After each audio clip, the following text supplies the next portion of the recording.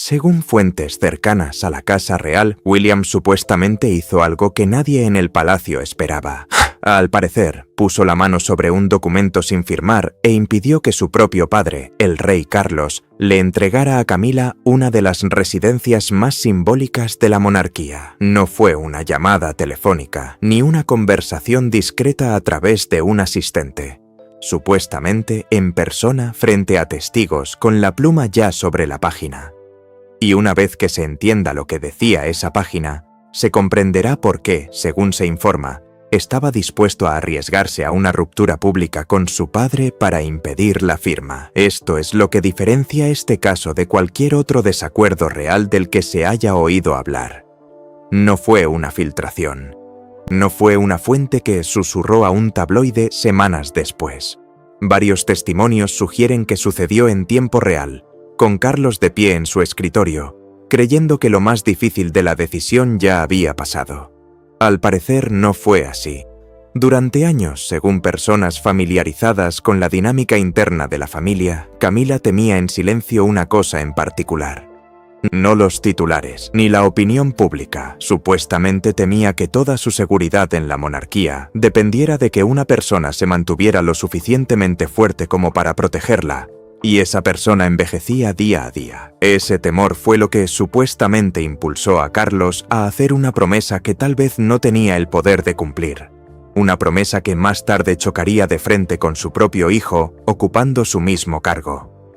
Antes de continuar, si te interesan los análisis profundos de la realeza, de esos en los que examinamos los documentos y la cronología en lugar de simplemente repetir los titulares, suscríbete a Royal Files para no perderte lo que sucede más adelante en esta historia, porque los detalles se vuelven mucho más complejos a medida que profundizas. Así que volvamos al punto donde, según los expertos del palacio, todo comenzó realmente. No con la firma de Guillermo en el documento. Ese fue el final de la historia, no el principio. Según se cuenta, todo comenzó años antes, en el castillo de Windsor, durante una cena a puerta cerrada, a la que nadie fuera de la familia debía tener conocimiento. Según un relato que se compartió posteriormente dentro de la familia, la difunta reina asistió a una cena en Windsor donde Camila mencionó, casi de pasada, que esperaba algún día tener un hogar permanente en la residencia oficial del soberano. Supuestamente, Carlos respondió antes de que nadie pudiera cambiar el tema. Cuando la autoridad recayera sobre él, dijo, se aseguraría de que así fuera. Lo dijo como quien dice cosas sin esperar rendir cuentas años después. Según quienes presenciaron el momento, la difunta monarca no alzó la voz. Simplemente dejó su copa, miró a su hijo y dio por terminada la conversación antes de que pudiera ir más allá. Pero lo que hizo después de la cena es lo que supuestamente lo cambió todo décadas más tarde. Según se cuenta, llamó a Ana, a solas, sin cortesanos ni consejeros, y le dio una instrucción tan específica que Ana, al parecer, nunca olvidó ni una sola palabra. Según se cuenta, la reina le dijo a su hija que las residencias vinculadas a la oficina del soberano nunca debían convertirse en recompensas por lealtad personal, independientemente de quién ocupara el trono. Es una distinción que parece insignificante hasta que se comprende lo que realmente protege. Una residencia real privada puede heredarse o donarse libremente, porque pertenece a una persona. Una residencia oficial es diferente. Su personal, seguridad y mantenimiento están ligados a la propia corona, y esos costos se extienden mucho más allá de un reinado o un matrimonio. Según el relato que Ana dio posteriormente, su madre temía que, una vez que ese límite se flexibilizara, aunque fuera mínimamente, el afecto personal podría convertirse silenciosamente en una obligación institucional permanente, una factura que los futuros soberanos se verían obligados a pagar sin haberla aceptado jamás. La reina, al parecer, no se limitó a una advertencia verbal. Según se informa, dictó un breve memorándum formal para referencia oficial y luego añadió una línea manuscrita debajo, una línea que permanecería sellada y sin usar durante años. Ninguna reasignación permanente de la residencia, escribió aparentemente, debería ocurrir sin consulta colectiva y aprobación registrada. Esa simple frase no prohibía la transferencia por completo. Solo garantizaba que nunca podría realizarse en secreto, en privado, sin que nadie verificara si tenía sentido. Según se informa, Anne conservó una copia certificada de ese memorándum durante años sin usarla jamás, ya que nunca se había intentado ninguna transferencia mientras su madre vivía.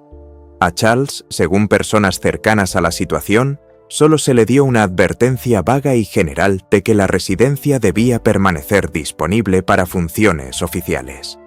Supuestamente, nunca se le informó que su propia madre había rechazado específicamente cederla permanentemente a cualquier consorte sin una votación formal. Ese detalle, el más importante, al parecer nunca llegó a sus manos. ¿Por qué Ana habría guardado un documento tan importante durante tanto tiempo? Según quienes conocen su relación con la difunta reina, no se trataba de proteger un secreto por el mero hecho de hacerlo. Al parecer, se trataba de respetar el criterio de su madre. La advertencia solo debía salir a la luz si realmente era necesaria. Mientras nadie intentara forzar la situación exacta contra la que su madre había advertido, el memorándum aparentemente no tenía razón para salir del cajón. En el momento en que Guillermo le expresó su preocupación por el traslado, según fuentes, Ana comprendió de inmediato que el momento para el que su madre se había preparado en silencio finalmente había llegado. Lo que nos lleva de nuevo al momento en que, supuestamente, todo llegó a su punto álgido. El documento ya estaba preparado. Según fuentes familiarizadas con el acuerdo, Carlos había elegido la residencia, aprobado el traslado y estaba prácticamente listo para firmar, convencido de que ya se habían producido todas las conversaciones difíciles. Al parecer, los abogados habían revisado la documentación. El personal de la Casa Real ya había sido informado sobre los plazos de la transición. Todo, según entendía Carlos, estaba resuelto. Camila, por su parte, creía que esto ya estaba sucediendo. Fuentes cercanas a ella afirman que había discutido cambios en el personal, repasado las habitaciones que quería modificar y visualizado con detalle cómo funcionaría la casa bajo su mandato. En su mente, esto ya no era una posibilidad, era un plan que ya estaba en marcha. Entonces, según varios testimonios, Guillermo entró y lo detuvo en seco. No con un memorándum, no con una petición tardía. Según se informa, declaró en ese momento que ninguna residencia perteneciente a la corona sería entregada sin una votación formal previa, y el hecho de que supuestamente tuviera que decirlo en voz alta directamente a un monarca reinante lo dice todo sobre lo avanzado que estaba ya este plan. Si un simple recordatorio hubiera bastado para detenerlo, no habría necesitado hacer una declaración. Según las fuentes, Carlos se había preparado para las preguntas. Quizás alguna objeción de un asesor, una ceja levantada, una firma tardía. Lo que, según se informa, no esperaba era que su propio heredero pusiera físicamente la mano sobre la autorización sin firmar. El gesto, según quienes lo describieron después, fue sereno, sin gritos, sin dramatismo. Una mano apoyada en la página y un silencio que, al parecer, decía más que cualquier argumento. William no le pedía a su padre que reconsiderara su decisión, lo detenía, y todos en la habitación comprendieron la diferencia de inmediato. Según se cuenta, Carlos miró la mano de su hijo, luego su rostro, y guardó silencio durante un largo instante. Creía, según quienes lo conocían, que su autoridad como rey bastaría para resolver el asunto por sí sola. En cambio, su hijo había trazado una línea divisoria directa.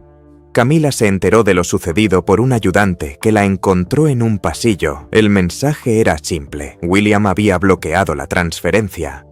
Según los relatos de aquel momento, se detuvo en seco, despidió al ayudante, entró en una habitación privada y cerró la puerta sin decir palabra. La humillación, al parecer, llegó antes que la ira. Y ese detalle es importante porque explica su reacción posterior. La ira arde rápidamente. La humillación se instala en el pecho y te hace repasar cada promesa que te hicieron, preguntándote cuánto de ellas fue real. Pero hay algo que la mayoría de las versiones de esta historia omiten por completo, y según personas cercanas a William, es la parte que realmente explica por qué estuvo dispuesto a seguir adelante con esto en primer lugar. Días antes de entrar en esa oficina, William tuvo una conversación privada con Catherine, una conversación que, al parecer, marcó todo lo que sucedió después. Supuestamente, le confesó que desafiar a su padre por esto podría dañar irreparablemente su relación. Un daño que tal vez nunca sanaría del todo. Catherine, según quienes conocen la conversación, no le dijo qué hacer. Al parecer, no es su forma de actuar. En cambio, le advirtió que el silencio se convertiría en consentimiento en el momento en que se firmara la transferencia, y una vez firmado un documento así, revertirlo se vuelve exponencialmente más difícil, no solo legalmente, sino también emocionalmente. Según se cuenta, sus palabras lo acompañaron durante todo el camino hasta la oficina de su padre. De acuerdo con quienes lo conocen, no se trataba realmente de si William quería una confrontación. Nadie quiere eso con su propio padre. Al parecer se trataba de si guardar silencio lo convertiría en cómplice de algo que consideraba fundamentalmente erróneo para una institución que algún día tendría la responsabilidad de proteger. Esa es la tensión subyacente a todo lo que sucedió después. Según se informa, William no entró en esa habitación movido únicamente por la emoción. De acuerdo con personas familiarizadas con la confrontación, llevaba consigo un informe constitucional formal, un documento que establecía los límites legales y financieros relacionados con las decisiones sobre la propiedad real, el tipo de documentación que requiere semanas para prepararse adecuadamente. Aparentemente, no se trató de un arrebato espontáneo. Fue planeado, investigado y elaborado para resistir precisamente el tipo de oposición que su padre estaba a punto de presentarle. Según se informa, el informe mostraba que el control permanente de la residencia no podía otorgarse legalmente mediante una promesa privada, mientras su seguridad, mantenimiento y costos ceremoniales siguieran vinculados a la financiación de la corona. No se trataba solo de quién viviría dónde. Según el documento, se trataba de quién sería financieramente responsable de esa decisión décadas después, mucho después del fallecimiento de Carlos y Guillermo. Y aquí hay un detalle que supuestamente complicó aún más las cosas. Al parecer, Ana no había sido informada. Varios miembros de la familia, cuya aprobación Carlos necesitaría eventualmente, aparentemente habían permanecido completamente al margen. Solo un círculo reducido tuvo acceso a la autorización antes de que estuviera a punto de concretarse. Algunas fuentes sugieren que Guillermo consideró sospechoso ese secretismo. Si la transferencia era sencilla y obviamente apropiada, ¿por qué se estaba manejando con tanta discreción, sin consultar los canales habituales? Para comprender realmente por qué la situación se tornó tan tensa, hay que entender que nunca se trató solo de un edificio. Según personas cercanas a los tres, Carlos, Camila y Guillermo luchaban por tres futuros completamente diferentes, aunque todos creían que se disputaban los mismos muros y las mismas llaves. Según se cuenta, Carlos veía la residencia como la prueba definitiva de que su esposa había sido verdaderamente aceptada, no simplemente tolerada en actos oficiales por motivos de imagen, sino genuinamente acogida por una institución que durante décadas la había mantenido a distancia. Camila, por su parte, la veía como una protección contra el día en que su marido ya no pudiera defenderla, un temor que, al parecer, la atormentaba más de lo que la mayoría de quienes la rodeaban jamás imaginaron. Guillermo, según quienes hablaron con él, veía el mismo edificio como un bien legado, no un regalo privado para distribuir, sino un símbolo perteneciente a la propia corona, más allá de cualquier matrimonio o promesa personal. Tres interpretaciones completamente distintas del mismo edificio. Y según quienes presenciaron los acontecimientos, ninguna estaba del todo equivocada. Eso es lo que, supuestamente, dificultó tanto su resolución. Si alguno de ellos hubiera actuado simplemente por crueldad o avaricia, la historia habría sido sencilla. Pero no fue así. Cada uno, a su manera, tenía razón y precisamente por eso el enfrentamiento parecía inevitable una vez que comenzó. Analicemos esto desde cada perspectiva por un momento, porque es lo que distingue esta historia de una simple disputa palaciega. Desde la perspectiva de Carlos, se dice que este fue el capítulo final de una lucha de décadas para asegurarse de que la mujer que amaba nunca más fuera tratada como una figura secundaria. Desde la perspectiva de Camila, según personas cercanas a ella, se trataba de supervivencia, de no volver a depender de la salud o la popularidad de nadie para sentirse segura. Y desde la perspectiva de Guillermo, según fuentes, se trataba de proteger una institución que seguiría existiendo mucho después de que todos los que actualmente discuten sobre ella hubieran fallecido. Ninguna de estas motivaciones es mezquina. Supuestamente, eso fue lo que hizo que fuera tan difícil retractarse del enfrentamiento. Se dice que Carlos cargaba con la herida personal más profunda de los tres. Durante años, según personas cercanas a la familia, había visto a Camila cumplir con sus deberes reales mientras percibía una especie de resistencia silenciosa a su alrededor, una corriente subterránea que nunca desapareció por completo, sin importar cuánto tiempo pasara. La multitud aplaudía. Los funcionarios hacían reverencias. Pero al parecer, la aceptación seguía siendo condicional, como si un cambio en la opinión pública pudiera arrebatarle la protección que creía haberse ganado. Según algunas fuentes, concederle la residencia habría sido más que un simple gesto de generosidad.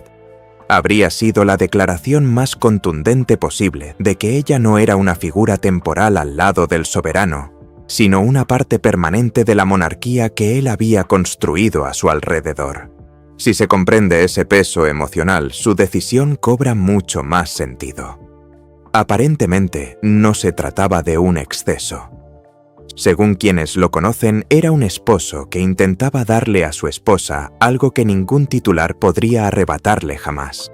Según personas que han hablado con él, Guillermo comprendía ese contexto emocional. No era ajeno a él, pero al parecer temía el precedente mucho más de lo que simpatizaba con el sentimiento que lo motivaba. El príncipe creía que cualquier acuerdo privado que se hiciera ahora podría convertirse en una carga para su propio reinado, una deuda que nunca eligió ni aceptó. Según fuentes cercanas a él, una vez que las promesas personales empiezan a modificar los límites institucionales, creía que cualquier límite futuro se vuelve más fácil de romper. Una excepción, una vez hecha, tiende a dejar de ser tratada como tal. Se convierte en un precedente al que la gente recurre, citado una y otra vez, hasta que el límite original desaparece por completo. Según se cuenta, Carlos interpretó la resistencia de su hijo como un rechazo a su matrimonio, un eco más de la resistencia que el público mismo había mostrado durante décadas.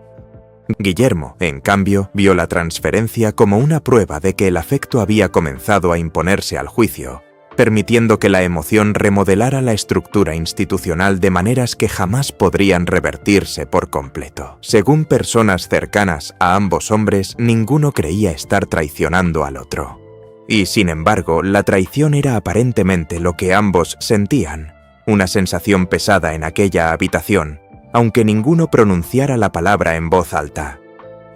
El rey, según quienes conocían su forma de pensar, supuestamente creía que su hijo había elegido el procedimiento frío en lugar de la lealtad a la familia, el papeleo en lugar de una esposa que había dedicado décadas a ganarse su lugar en silencio. El heredero, según las fuentes, creía lo contrario, que su padre había elegido un voto privado en lugar de la misma institución que ambos habían jurado proteger.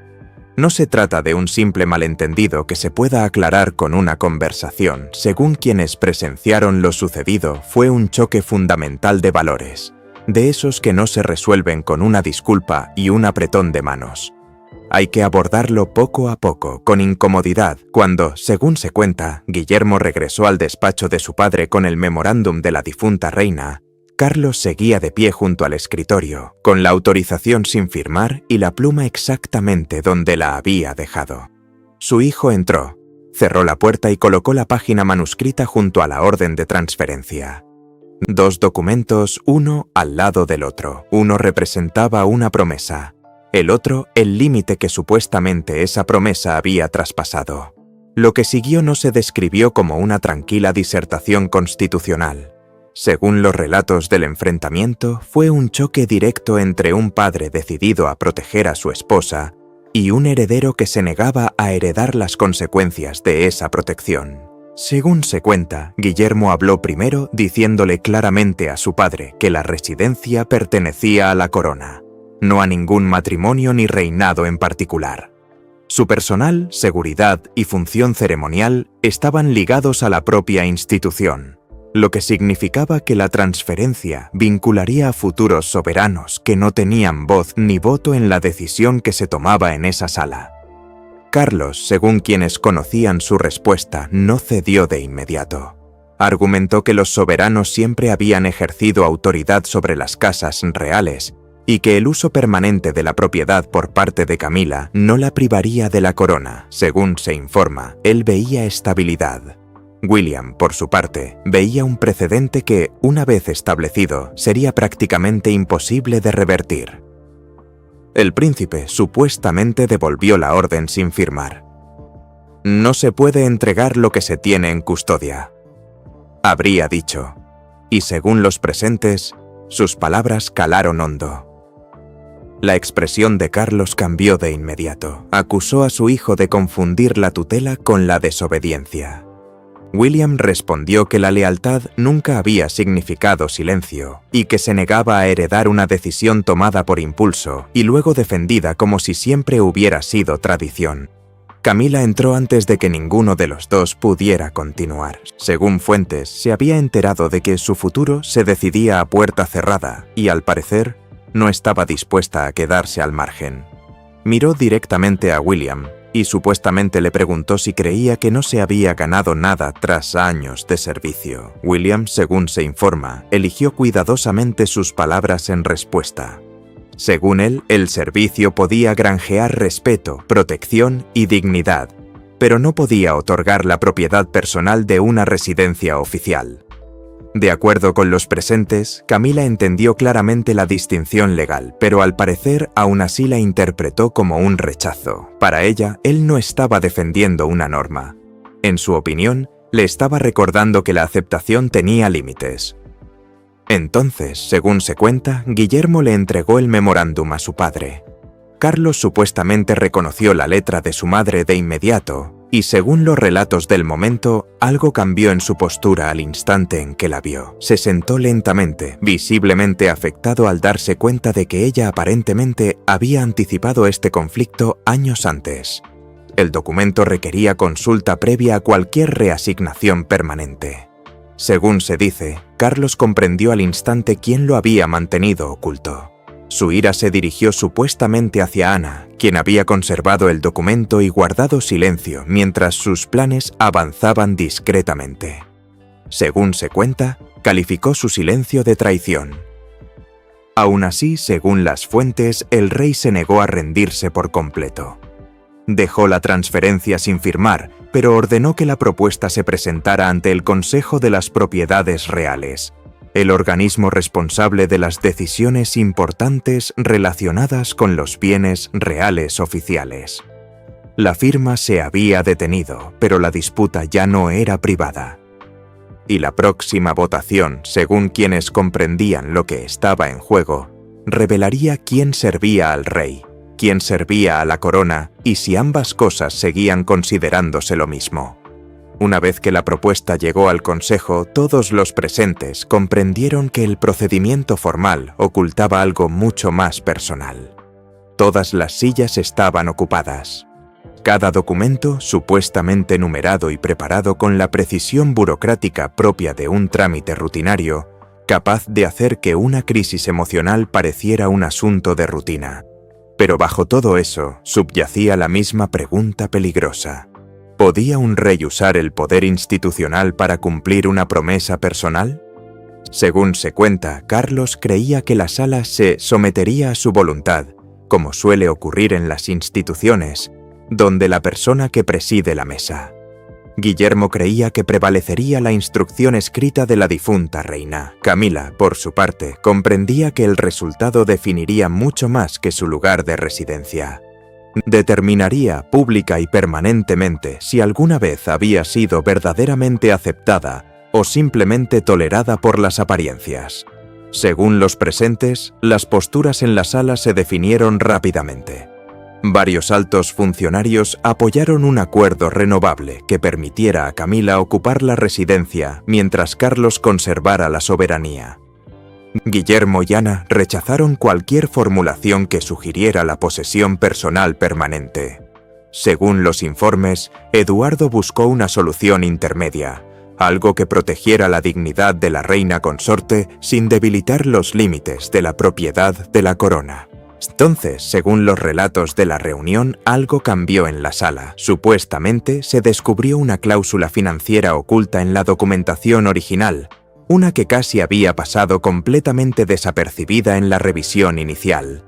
La transferencia original, según las fuentes, habría sufragado permanentemente los gastos de renovación, personal y seguridad a largo plazo, independientemente de si Camila continuaba desempeñando funciones oficiales en el futuro. Lo que se había presentado como un simple acuerdo de vivienda, ahora parecía una obligación financiera permanente impuesta a reinados que ni siquiera habían comenzado. Ese es el detalle que supuestamente cambió por completo el tono de la reunión. Ya no se trataba solo de quién obtendría las llaves. Según los presentes, se trataba de quién pagaría la factura, potencialmente durante generaciones, mucho después de que todos los que estaban sentados a esa mesa hubieran fallecido. Y ese es realmente el aspecto de toda esta historia que la gente suele pasar por alto cuando solo lee el titular. Es fácil tachar a Guillermo de frío o a Camila de arrogante, pero según quienes conocían la documentación, en realidad nunca se trató de una disputa por afecto. Se trataba de una disputa sobre quién heredaría las consecuencias de la promesa de otra persona. Según fuentes familiarizadas con la votación, Guillermo ofreció entonces una solución de compromiso. Al parecer, apoyaba que Camila pudiera usar la residencia plenamente durante el resto del reinado de Carlos, con total dignidad, protección y apoyo de la Casa Real. Sin embargo, una vez finalizado dicho reinado, la propiedad volvería automáticamente al uso ilimitado de la corona. Su propuesta, según quienes comprendían sus intenciones, no buscaba expulsarla.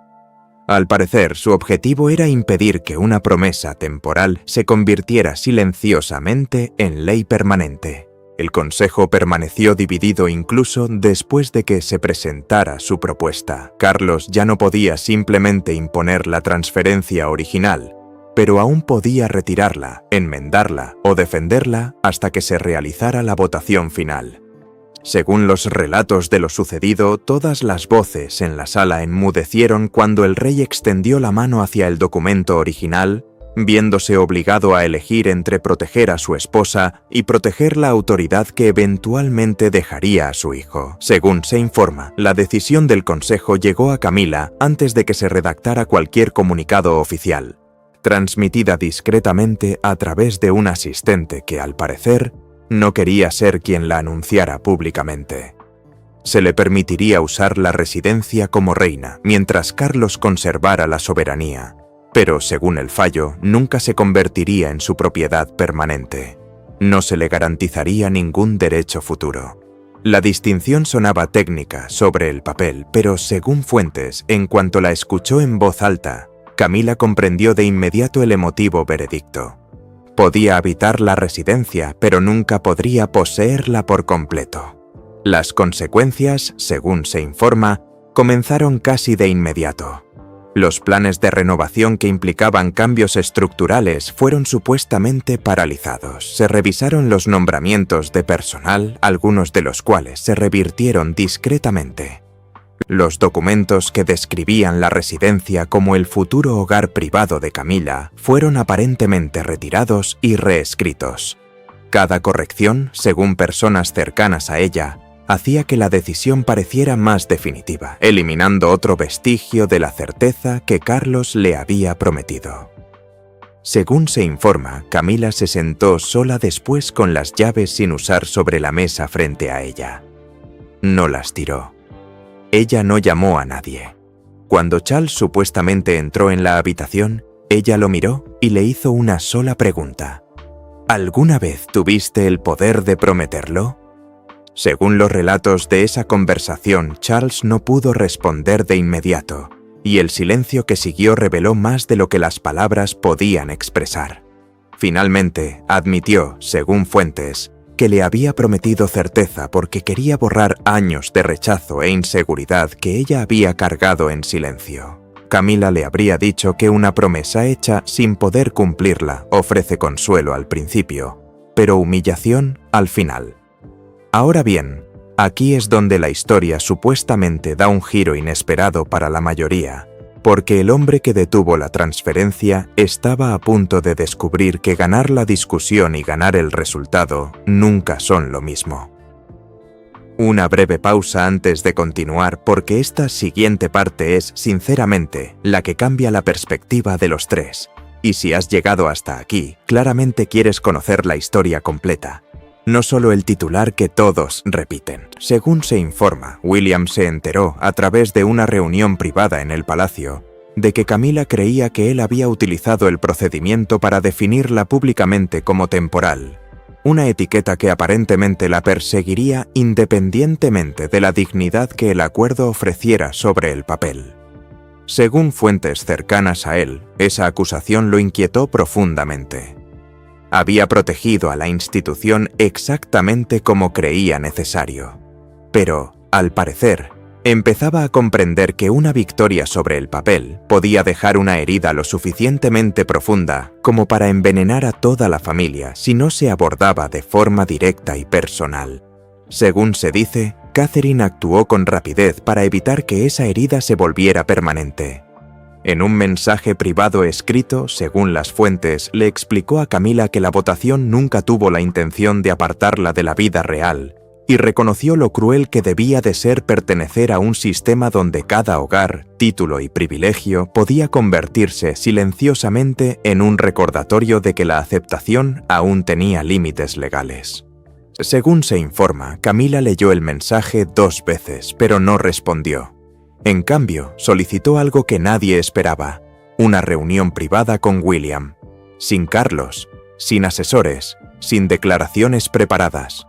Según los relatos de lo que sucedió después, Guillermo esperaba encontrar enfado al entrar en aquel salón. En cambio, al parecer, halló a Camila sola junto a una chimenea fría, sin nada que los separara.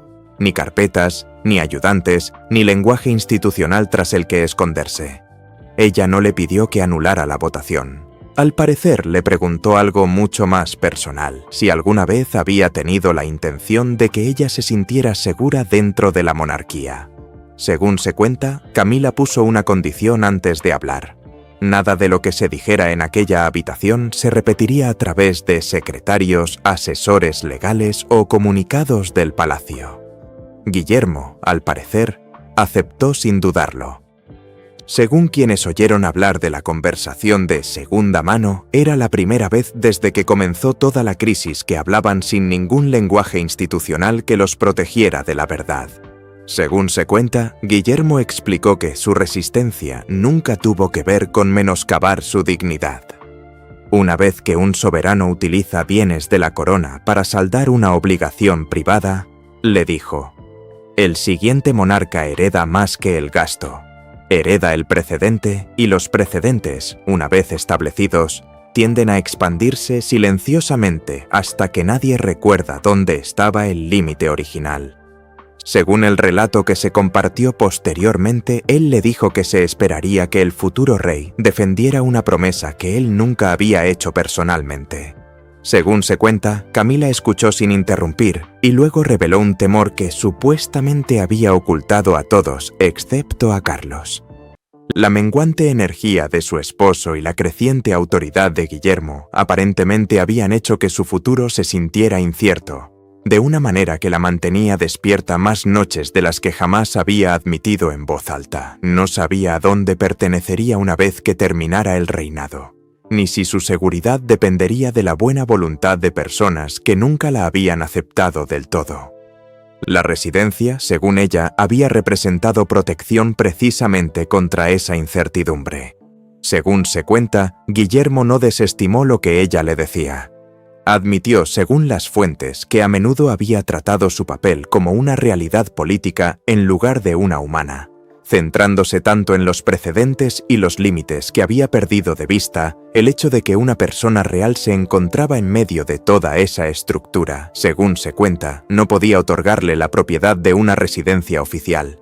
Ese límite era inamovible, pero al parecer aceptó que su futuro tampoco debía depender de un cambio de lealtad familiar, y le ofreció otra cosa. Según los relatos de la conversación, Guillermo propuso financiar una residencia vitalicia privada para Camila asegurada con recursos reales personales en lugar de propiedades de la corona, algo que realmente le pertenecería, a diferencia de una residencia oficial. Al parecer, esto protegería su independencia sin comprometer a futuros soberanos, ni privar a una residencia oficial de su uso institucional. Vale la pena reflexionar sobre esta oferta, porque según personas cercanas a la negociación, no se trataba de un premio de consolación. Al parecer, era exactamente lo que Camila había estado pidiendo, más allá de todo el enfado por la residencia en sí. No un edificio específico, no un juego de llaves específico, simplemente una prueba de que, pasara lo que pasara con Carlos, ella no quedaría a merced de la buena voluntad de la familia y del público. Al parecer, en ese momento, Camila admitió la verdad más profunda que subyacía a todo. Nunca había necesitado tanto ese edificio en particular como la prueba de que no sería marginada cuando las circunstancias cambiaran. Una vez que se abordó directamente ese temor, según fuentes, accedió a respaldar la decisión del Consejo mediante una declaración grabada en el palacio, cerrando así la puerta a la versión de esta historia en la que la familia se fracturó definitivamente por un documento sin firmar. Según se informa, William regresó con Carlos con una solución, no con una victoria, y según personas cercanas a él, esa distinción era de suma importancia. Cuando le transmitió la respuesta de Camila, Carlos supuestamente comprendió finalmente que el verdadero obstáculo nunca había sido la crueldad de su hijo, sino el peligro oculto tras su propia promesa desesperada. A la mañana siguiente, según varios informes, la disputa privada había trascendido por completo el palacio. Las emisoras supuestamente interrumpieron la programación habitual. Los editores de periódicos, según se informa, cambiaron las portadas previstas de la noche a la mañana. Una multitud se congregó frente al Palacio de Buckingham, aparentemente dividida entre quienes creían que Guillermo había humillado a la reina consorte y quienes veían su intervención como la primera prueba fehaciente de que el futuro rey antepondría la moderación constitucional a la presión familiar, incluso si ello le costaba caro. Según se informa, un documento sin firmar se convirtió en el centro de un debate nacional sobre qué poseía realmente la monarquía, qué administraba y a quién servía en última instancia. Fuentes indican que los funcionarios del palacio actuaron con rapidez para controlar la narrativa. Su declaración formal supuestamente confirmaba que Camila conservaría el pleno uso de la residencia mientras Carlos siguiera siendo soberano, pero que la propiedad en sí permanecería permanentemente vinculada a la corona. La declaración, al parecer, enfatizaba la continuidad y la aceptación unánime del acuerdo revisado.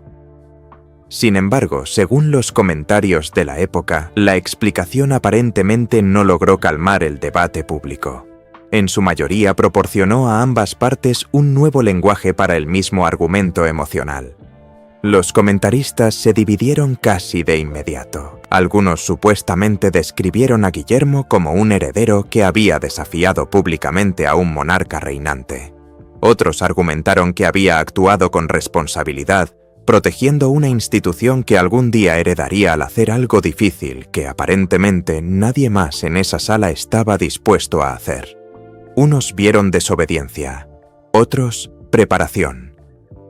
Cabe destacar que ambas interpretaciones, según los comentaristas de la realeza que cubrieron la noticia, eran técnicamente defendibles, dependiendo del principio que se valorara más.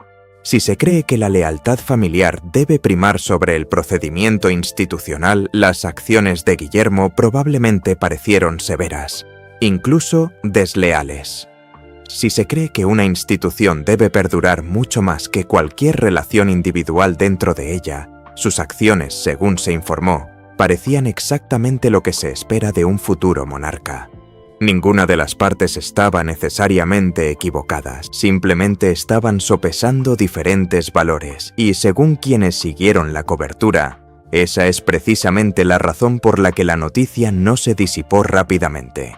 Según se cuenta, Carlos abrió el periódico de la mañana durante el desayuno y se encontró con el titular ya presente: Guillermo bloquea el acuerdo para la residencia real. Según los relatos de aquella mañana, dobló la página hacia adentro antes de que Camila pudiera verla. Pero ella, al parecer, ya había leído cada palabra desde el otro lado de la mesa. Ninguno de los dos habló. Su intento de protegerla, al parecer, llegó demasiado tarde, al igual que su promesa original. Según los informes, William afrontó la reacción pública solo, sin la comodidad de la puerta cerrada de su oficina tras la cual refugiarse. Al salir de un acto oficial, según fuentes, escuchó una voz entre la multitud que lo elogiaba por proteger la corona, y otra que lo acusaba de humillar a su propio padre. De acuerdo con los testigos, se detuvo solo un instante antes de continuar sin responder a ninguna de las dos. El deber, al parecer, no le había brindado una victoria limpia. Solo una decisión que cada persona interpretaría según sus propias lealtades. El momento público más comentado tuvo lugar cerca del Victoria Memorial, donde un presentador explicó ante las cámaras que la propiedad real privada podía heredarse libremente, mientras que una residencia oficial permanecía vinculada al trabajo del soberano y a sus futuros reinados, sujeta a obligaciones que perduraban más allá del tiempo que cualquier persona ocupara el trono. Según los telespectadores de la época, fue la explicación más clara ofrecida desde que se dio a conocer la noticia. Una anciana entre la multitud, que al parecer sostenía una pequeña fotografía de la difunta reina, declaró a un periodista que creía que la monarca habría querido que las normas perduraran más allá de las personas involucradas, y no al revés. Según la actividad en redes sociales de la época, su comentario se difundió más rápido que la declaración oficial del palacio, ya que, al parecer, logró captar la atención del público de una manera que un lenguaje institucional tan cuidadoso jamás habría podido. Luego, según fuentes del palacio, Camila habría puesto fin a las especulaciones públicas por sí misma. En un mensaje público grabado, supuestamente confirmó que aceptaba la decisión del Consejo y apoyaba la preservación de la residencia para futuros soberanos, hablando directamente sobre continuidad y deber, de una manera que, al parecer, no dejó lugar a más debate. Su intervención, según las fuentes, impidió que la disputa escalara a una guerra abierta entre facciones reales, el tipo de fractura que los tabloides podrían haber explotado durante meses. Según se informa, Carlos respondió invitando a Guillermo y a Camila a acompañarlo en el siguiente acto oficial, una petición que, al parecer, tuvo más peso del que sugería su simple redacción. La aparición pública no borraría lo sucedido entre ellos, pero según personas cercanas a la familia, revelaría si los tres podrían permanecer unidos una vez que el poder, el miedo y la lealtad se hubieran despojado de sus habituales disfraces. La resolución final, según quienes conocían los detalles, no llegó mediante una renuncia dramática ni un castigo público. Al parecer, se produjo cuando Carlos entró en una recepción de estado con Camila a su lado y Guillermo un paso detrás. Por un breve instante, según las fuentes, el rey se detuvo, se giró hacia su hijo y lo invitó a acercarse. El gesto fue sutil, apenas unos pasos y un giro de cabeza, pero según los testigos, su significado era inequívoco. Guillermo había cuestionado la decisión de su padre, pero nunca había intentado usurpar su lugar. había protegido la institución misma. Según la decisión registrada del Consejo de las Propiedades Reales, la residencia seguiría siendo propiedad de la corona, pudiendo ser asignada para su uso, pero nunca más transferida permanentemente mediante una promesa personal no revisada. Según se informa, cualquier cambio futuro requeriría consulta y votación documentada, cerrando así la laguna legal que originó toda esta crisis.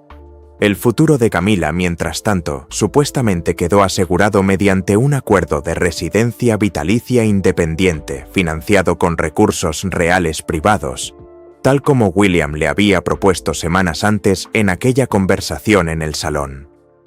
Según se cuenta, Carlos se disculpó con Camila antes del compromiso, buscando un momento de tranquilidad a solas con ella antes de comparecer juntos ante las cámaras.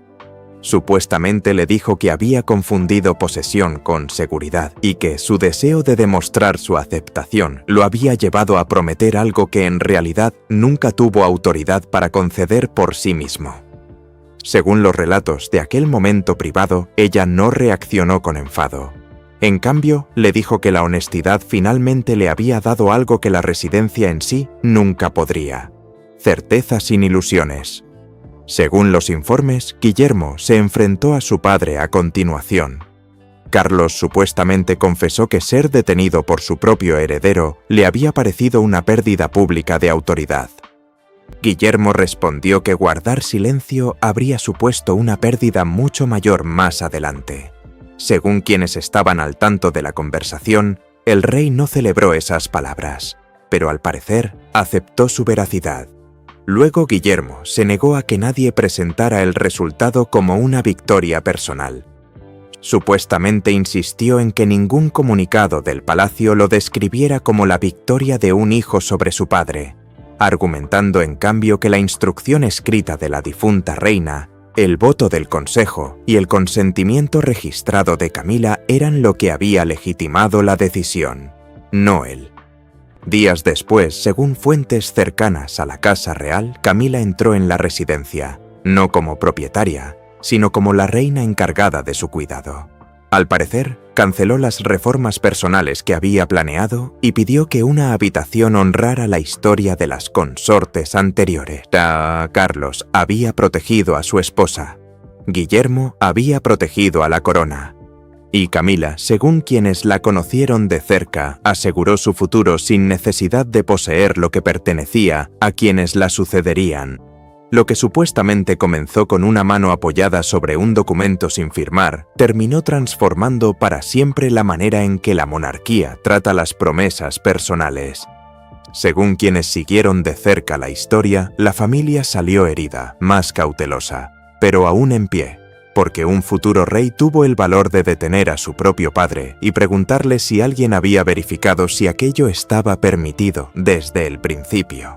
Y quizás esa sea la verdadera lección, si es que la hay. Según quienes estudian esta institución a fondo, la monarquía ha sobrevivido durante siglos, no porque todos los reyes acertaran en todo, sino porque, de vez en cuando, alguien dentro de la familia estaba dispuesto a decirle que no a su superior directo cuando realmente importaba. Carlos quería darle seguridad a su esposa.